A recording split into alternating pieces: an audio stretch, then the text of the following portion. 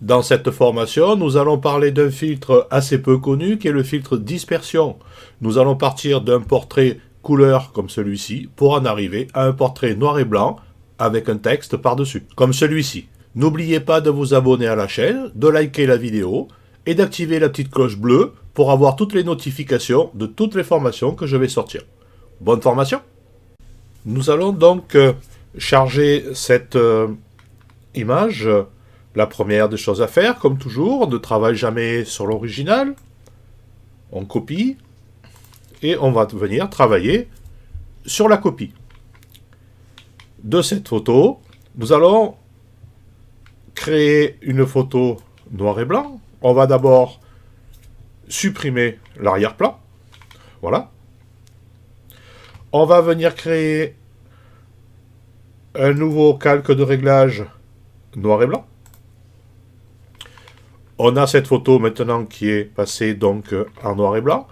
On va pouvoir venir contrôler un petit peu la luminosité. On va éclaircir un petit peu les rouges. Voilà. Pour lisser la peau, on va pouvoir jouer un petit peu sur les couleurs. Bon, là, il n'y a pas de violet. On voit qu'il n'y a pas de bleu. On n'a pas de cyan. On n'a pratiquement pas de vert. Alors, par contre, on va avoir, évidemment, puisque c'est des tons de peau, des jaunes et des oranges. Hein, donc, des jaunes et des rouges. Voilà. Si on va sur la gauche, vous avez vu, on a, d'abord ça assombrit énormément, et puis on a toutes des petites taches qui apparaissent. Donc pour les éliminer et pour lisser la peau au maximum, on va pouvoir l'éclaircir, comme ceci. Si c'est trop éclairci, on va pouvoir baisser un petit peu les niveaux, par exemple. Voilà, on va pouvoir donner un peu plus de contraste, ou un peu plus de blanc. Jouer sur les ombres. Voilà. Bon, c'est pas le but, c'est pas d'avoir un portrait noir et blanc des plus jolis, et vous allez voir ce qu'on va faire. À partir de là, je vais créer un fond noir. Donc, ici, je vais créer une couleur unie noire. Évidemment, elle est en haut, donc elle est par-dessus tous les autres calques. On va venir la mettre par-dessous. Et maintenant, on a une photo noir et blanc avec un fond noir qui a été créé. On va l'enregistrer au format PSD. Enregistrer sous. Je vais l'appeler ici visage noir et blanc. Je la remplace. Moi, je l'avais déjà créé hein, pour faire des tests. Voilà. À partir donc de cette image que l'on vient de créer, on va venir sur le calque du haut et on va venir créer un fichier de texte. On va le réduire un petit peu. Voilà. On va venir créer un texte par-dessus cette image. On va réduire un petit peu la police de caractère. On va mettre 12. On peut choisir ici une police assez jolie. On prend n'importe quoi. Hein. Voilà, moi j'avais du Calibri, c'était très bien. On va pouvoir mettre un tout petit peu plus gros. Voilà. La police de caractère par-dessus est créée. On va choisir la couleur noire. On clique ici, hein. On ne met pas du rouge. On met bien du noir. En fait, on met la couleur du fond que l'on a choisi. Le texte est bien en noir. On clique sur valider. On prend ce texte ici. On fait un copier, CTRL-C. Et ici, CTRL-V. On remplit. Alors on met le texte que l'on veut, hein, évidemment. Hein. Là, pour l'exemple, j'ai mis un texte généré automatiquement. Je valide. Alors là, vous voyez que vous avez un texte donc, qui est par-dessus le visage. Et c'est maintenant où on va appliquer le filtre distorsion. dispersion. On va dans filtre, distorsion, dispersion. Une fenêtre s'ouvre, il nous demande de convertir ce calque en objet dynamique, on le fait. Là, il nous demande une échelle de dispersion horizontale ou verticale. Au moins on met, au moins la dispersion sera forte, au plus on met, au plus la dispersion sera forte. Un chiffre de 20 en horizontal et en vertical est très bien. On va faire un essai. On clique sur OK. Il ouvre une fenêtre et il nous demande quelle image de référence on veut appliquer. On choisit le PSD que l'on vient de créer tout à l'heure.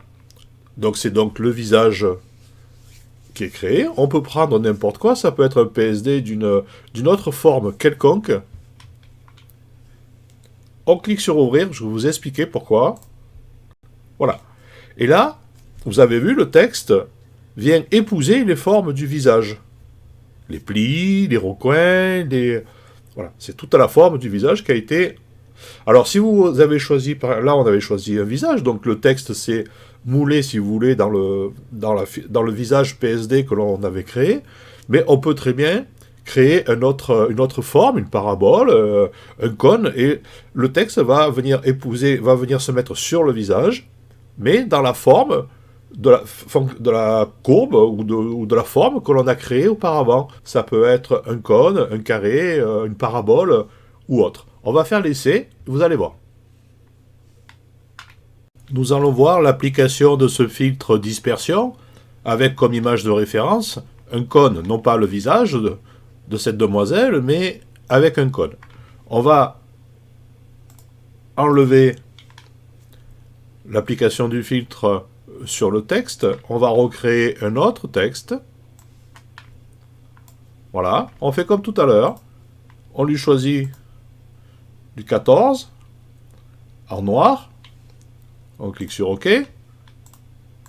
On vient sélectionner CTRL-C, CTRL-V pour remplir toute la photo. On valide. Et on a maintenant, donc, comme tout à l'heure, un texte qui est linéaire sur le calque du visage. Et on va lui appliquer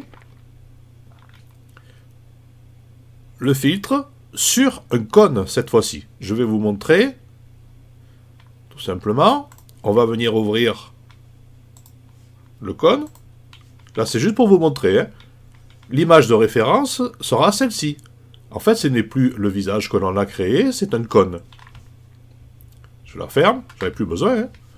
Donc là, j'applique le filtre distorsion, dispersion. Il me demande comme tout à l'heure si je veux convertir en objet dynamique. Je dis OK. On va prendre 20 et 20. On va prendre un peu moins. Pour vous montrer la différence, on va prendre 10 et 10. Et là, au lieu de prendre le visage, on va prendre le cône. Et vous voyez,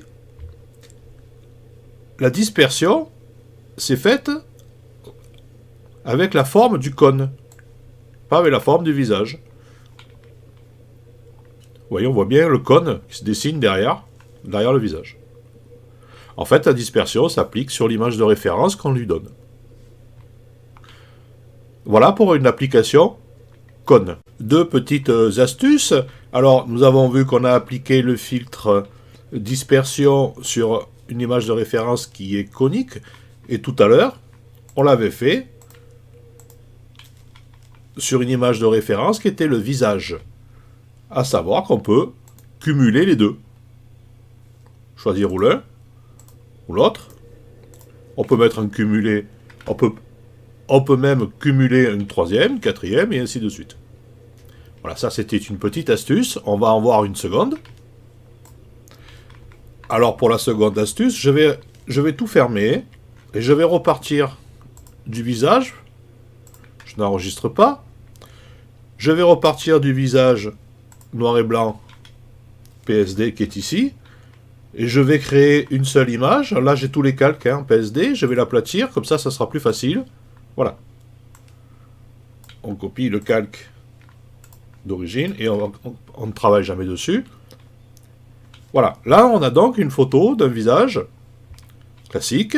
On va y appliquer donc le texte comme tout à l'heure. Voilà. On va lui mettre en 14. On va lui faire partir de haut. On clique sur OK. On sélectionne. CTRL-C, on copie. Et on... Comme tout à l'heure, hein, pour l'instant. Voilà.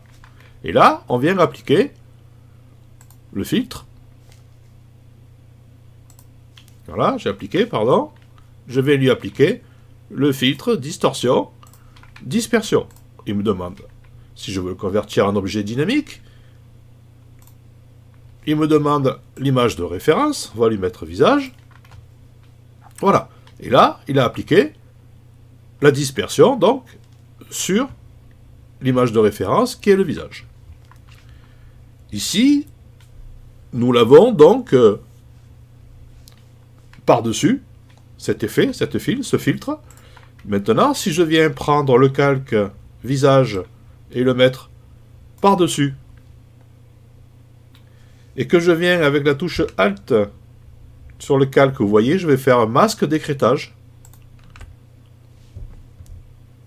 On a la forme qui est par-dessous, maintenant, qui est appliquée juste sous le masque de dispersion. Je vais créer une couleur unie noire. Elle est au-dessus, je vais la mettre en dessous. Et vous voyez que le texte, maintenant, est devenu blanc. On voit très bien, en fait, hein, ça a été inversé par rapport à tout à l'heure. On avait ceci, du départ. On est arrivé ici. C'était une petite astuce pour venir inverser, en fait, les couleurs et la forme, juste en créant un masque d'écrêtage sur le filtre dispersion. Voilà, j'espère que cette formation vous a plu. Pensez à vous abonner à la chaîne, likez la vidéo et activez la petite cloche bleue. Au revoir, à bientôt.